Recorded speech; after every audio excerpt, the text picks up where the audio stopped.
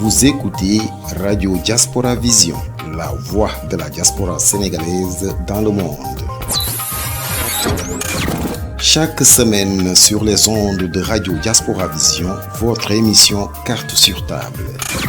Carte sur table avec Ibrahima Thiam, président du mouvement politique Notre Avenir, pour décrypter l'actualité africaine et internationale autour du micro de Jean-Yves Duval. Ibrahima Thiam face à Jean-Yves Duval dans l'émission Carte sur table, décryptage de l'actualité africaine et internationale. C'est chaque semaine sur Radio Diaspora Vision. Radio Diaspora Vision est disponible sur Google Play et App Store. Madame, Monsieur, bonjour. Alors que le président français Emmanuel Macron s'apprête en janvier prochain à prendre la présidence de l'Union européenne, en Afrique, c'est le président sénégalais Macky Sall qui va être à la même époque au gouvernail de l'Union africaine, en vertu, dans les deux cas, d'une présidence tournante. Comment chacun entend-il imprimer de son sceau ce mandat international? Avec quels objectifs européens pour l'un et africains pour l'autre? Quelle sera l'ambition africaine de l'Européen Macron et l'ambition européenne de l'Africain Macky Sall? Voilà bien autant de questions intéressantes. Je les poserai dans un instant à mon invité, le Sénégalais Ibrahima Thiam, président du mouvement politique Un autre avenir et candidat aux prochaines élections présidentielles de 2024. J'ai intitulé l'émission d'aujourd'hui Union européenne et Union africaine, point de convergence et de divergence. Mais en cette fin 2021, une année au cours de laquelle le monde n'a pas été épargné en crises et conflits multiples, il est écrit qu'en Éthiopie, la guerre avec le Tigré, débutée voici 1 an maintenant, ne connaîtra ni répit ni trêve de Noël. Et je voudrais avoir une pensée pour les milliers de morts et les 2 millions de personnes déplacées de cette région. Une fois de plus, ce sont les civils qui sont les premières victimes de ce conflit, dont les origines, rappelons-le, sont en reliées au barrage de la Renaissance, cet immense barrage construit sur le Nil qui menace la sécurité alimentaire, aussi bien du Soudan que de l'Égypte. Que pouvons-nous souhaiter à ces populations qui fuient aussi bien la fureur des armes que la cruauté de la famine, sinon que la raison finisse par l'emporter et que la paix succède à la guerre, et qu'ainsi 2022 ne soit pas synonyme de nouvelles tragédies dans la corne de l'Afrique. Ibrahima Thiam, bonjour. Bonjour Jean-Yves Duval. Permettez-moi de joindre mes vœux aux vôtres pour qu'en effet une solution diplomatique et pacifique soit trouvée en Éthiopie, afin qu'on mette un terme à cette guerre qui menace de déstabiliser toute la région. Nous avons évoqué cette situation dans une précédente émission.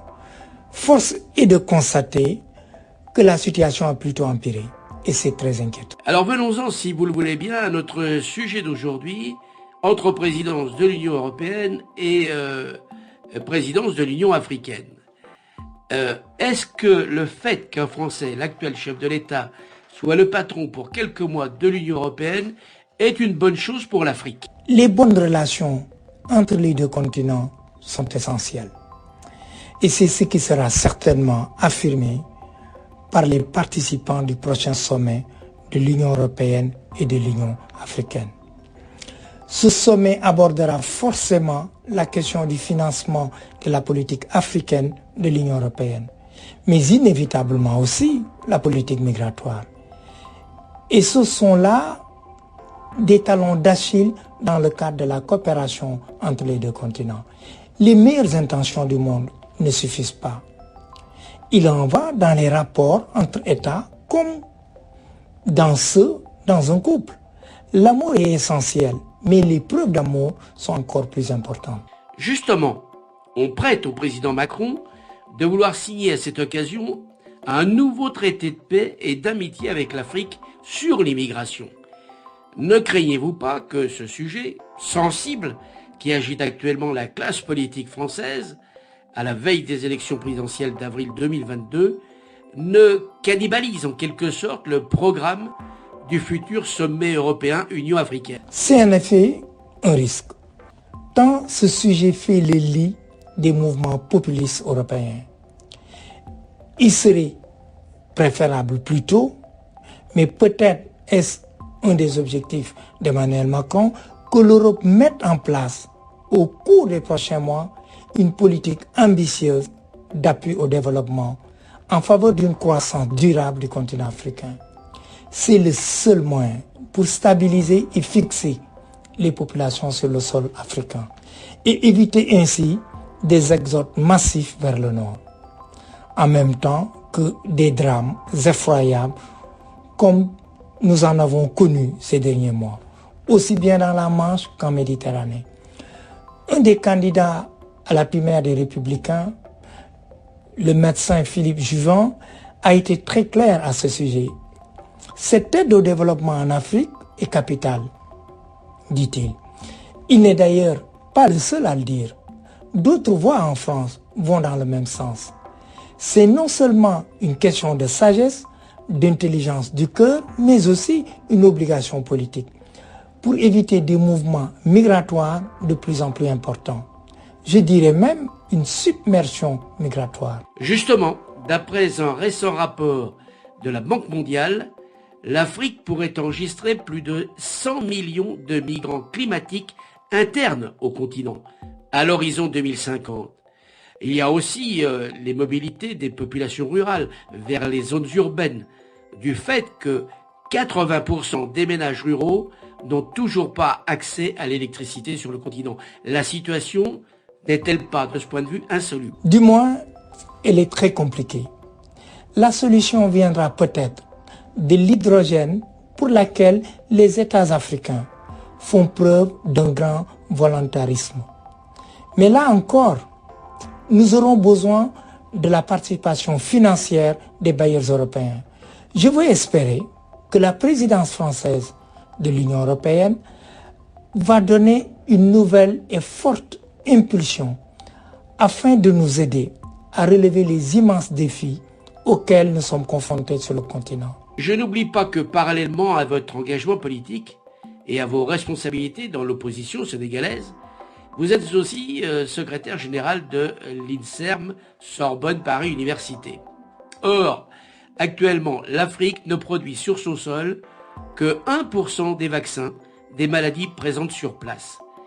Attendez-vous sur ce point aussi une avancée des deux nouvelles présidences, à la fois de l'Union européenne et de l'Union africaine? C'est un point essentiel de nos relations que vous soulevez là.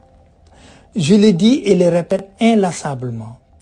Au moment où nous sommes confrontés à une 5e vague de Covid-19, le monde n'éradiquera définitivement le virus que le jour où toutes les populations du globe seront vaccinées.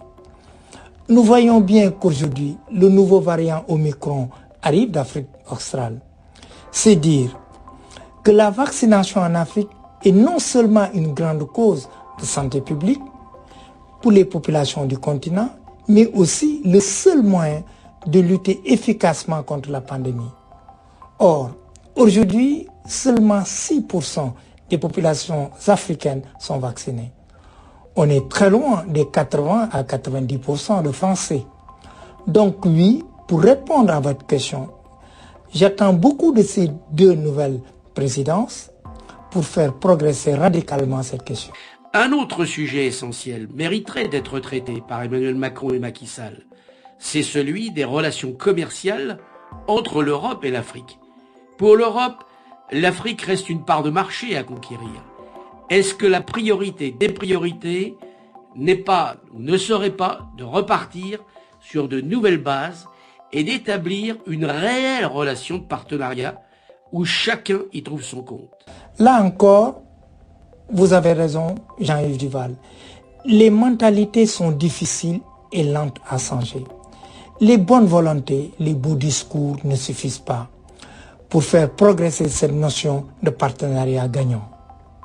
À certains moments, on croit percevoir de la part d'Emmanuel Macron quelques signaux positifs. Et en même temps, une expression qu'il affectionne, on est un peu comme Sir Anne. On ne voit toujours rien venir. Beaucoup de pays africains ont toujours d'énormes difficultés à exporter leurs produits vers le nord en raison d'une réglementation européenne défavorable. La semaine dernière, j'ai fait une brève allusion aux 14e rencontres Europe-Afrique d'Annecy qui viennent d'être organisées par l'Institut Aspen en partenariat avec la Banque mondiale. Selon Pascal Lamy, son président, il convient de réfléchir à un business model africain. Qu'en pensez-vous? Il a certainement raison, car c'est du développement de nos entreprises qu'on peut espérer relever les défis démographiques et économiques auxquels nous sommes confrontés. Malheureusement, les ressources publiques sont faibles en Afrique. Les prélèvements obligatoires rapportent trop peu, en effet parce que l'économie formelle est insuffisamment développée. Il faut donc parvenir à développer nos économies en créant de la croissance et la valeur ajoutée. J'aimerais que vous commentiez cette phrase, justement, de Pascal Lamy, qui a dit, je cite, « Pour les 50 prochaines années, l'Afrique est le sujet numéro 1 de l'Europe sur le plan géopolitique et géoéconomique. » J'imagine qu'il veut dire par là que si pour l'Europe, la Chine, les États-Unis ou la Russie sont importants, l'Afrique l'est largement tout autant, notamment parce que les problèmes futurs des Européens sont identiques que ceux des Africains, qu'il s'agisse par exemple de la transition écologique, de la démographie. Celle-ci expose dans certains pays africains, alors qu'elle régresse dans certains pays européens, des questions de sécurité et de terrorisme. Si le terrorisme n'est pas contenu en Afrique, il déferlera sur l'Europe, mais aussi du digital, etc. En fait, notre sort commun dans l'avenir est intimement lié. On mesure mieux les enjeux du prochain sommet de l'Union européenne, Union africaine, qui se tiendra en février prochain à Bruxelles. Est-ce que vous ne redoutez pas qu'il ne puisse se tenir pour cause de pandémie, quand on voit aujourd'hui la progression du virus en Europe du Nord? C'est hélas toujours possible en effet. Il faut espérer que non, car des dossiers nombreux et importants sont sur la table. Je le disais donc en préambule de notre émission, c'est le Sénégalais Macky Sall qui de son côté va donc présider l'Union africaine au début de l'année prochaine. N'y a-t-il pas pour vous, en dépit de votre opposition à l'actuel chef de l'État, une certaine fierté à cette présence de Macky Sall à la tête de l'OUA? La personne importe peu. Il se trouve que s'agissant d'une présidence tournante, comme pour l'Union européenne, c'est le tour du Sénégal de présider l'Union africaine. Comme pour ça, l'est pour Emmanuel Macron à propos de l'Union européenne. Ce qui compte, c'est que va-t-il faire de cette présidence? Il aura beau jeu de montrer notre pays en exemple à ses collègues dans divers domaines, que ce soit la démocratie, l'économie, la sécurité, à l'heure du terrorisme dans le Sahel. Sanitaire, avec un taux de virus du Covid-19 peu élevé.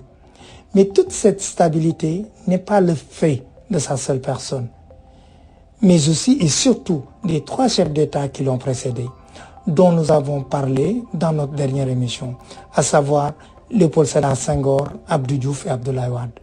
J'en profite, si vous me le permettez, pour m'incliner devant la mémoire de Léopold Sédar Senghor, dont on honorera dans quelques jours, le 20 décembre précisément, la disparition survenue en 2001. Il était alors âgé de 95 ans et avec lui disparaissait un grand d'Afrique.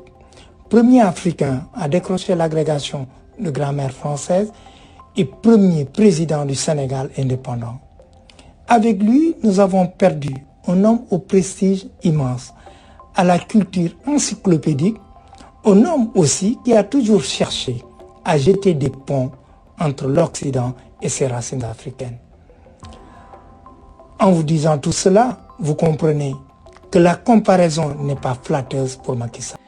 Celui-ci pourra en tout cas se vanter que son pays est le seul avec le Cap-Vert, à n'avoir jamais connu de coup d'État depuis son indépendance en 1960. Le seul sur les 15 pays que compte la CEDEAO. Le Sénégal serait-il dans ce cas le meilleur élève d'une classe pour le moins très agitée? Là aussi, ce n'est pas de son fait, mais celui de ses prédécesseurs, qui ont su inculquer au pays et faire fructifier les valeurs de la démocratie. De même, alors que notre population est à 90% musulmane, le Sénégal est un des rares pays de la région à tenir à distance la menace djihadiste. Ce qui, au passage, témoigne qu'islam ne se conjugue pas avec islamisme. Mais voyez en revanche ce qui se passe au Mali, au Niger, au Burkina Faso, au Nigeria et même en Côte d'Ivoire. Le Sénégal, à bien des égards, est un îlot de stabilité. Qu'attendez-vous finalement de cette présidence Macky Sall de l'Union africaine? Pas grand-chose en particulier. On sait qu'il veut évoquer le problème de la dette, qui est un phénomène récurrent de la plupart des États africains et qui va encore s'accroître du fait du ralentissement de la croissance lié à la pandémie de Covid-19.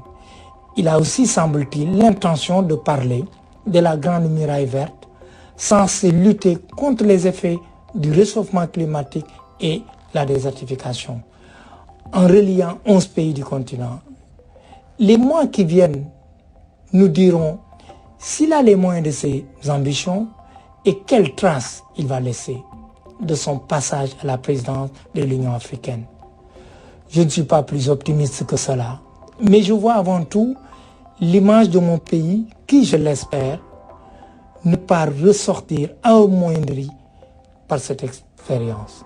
Et l'intérêt supérieur du Sénégal voudrait que ce soit là un passage positif. Attendons donc pour voir. Cette période tombe plutôt mal pour Macky Sall, qui doit faire face à des élections locales de mi-mandat, les premières depuis la victoire de l'actuel chef de l'État en 2019 et avant les législatives de juillet 2022. À vous entendre, je comprends que vous faites le service minimum, car vous êtes, faut-il le rappeler à nos auditeurs, un opposant déclaré à la politique de l'actuel chef d'État sénégalais. Eh bien, c'est précisément sur cette dernière réponse que se termine notre émission d'aujourd'hui. J'ajoute seulement que va sortir dans les semaines à venir, aux éditions Ella, un ouvrage dont le titre est Le Monde vu de Materanga, un titre que vous avez choisi, que vous avez voulu, que vous avez souhaité, qui est la compilation de ces émissions Cartes sur table hebdomadaires dont vous êtes, depuis le début de l'année, l'invité permanent, afin de décrypter l'actualité. Ainsi, les auditeurs, mais aussi plus largement ceux qui s'intéressent aux problèmes géopolitiques de la planète, pourront retrouver tous les sujets que nous avons évoqués, et ils ont été nombreux depuis le début de l'année. Merci donc Ibrahima Thiam d'avoir accepté cette nouvelle invitation au micro de Diaspora Vision. Merci Jean-Yves Duval, merci surtout à vous de rendre cette émission aussi vivante et intéressante, ainsi que l'attestent les nombreuses réactions que nous enregistrons sur les réseaux sociaux qui témoignent à quel point nous sommes suivis par une multitude de Sénégalais au pays, mais aussi de la diaspora. C'est dit. Et il me reste quant à moi à vous donner rendez-vous samedi prochain, même lieu, même heure, et d'ici là, portez-vous bien. Carte sur table avec Ibrahima Thiam, président du mouvement politique Notre Avenir, pour décrypter l'actualité africaine et internationale autour du micro de Jean-Yves Duval. Ibrahima Thiam face à Jean-Yves Duval dans l'émission Carte sur table, décryptage de l'actualité africaine et internationale. C'est chaque semaine sur Radio Diaspora Vision. Radio Diaspora Vision est disponible sur Google Play et App Store.